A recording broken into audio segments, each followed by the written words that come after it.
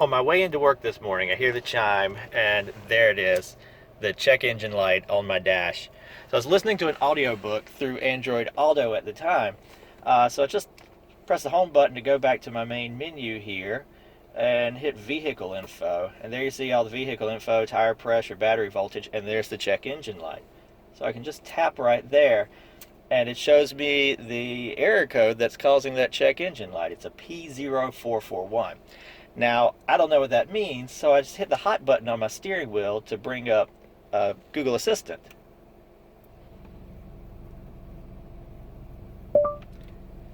Jeep error code P0441.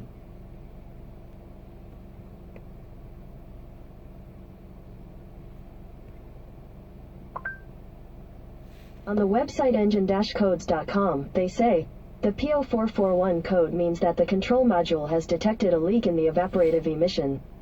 Loose fuel tank filler cap is the most common cause that triggers the P0441 code.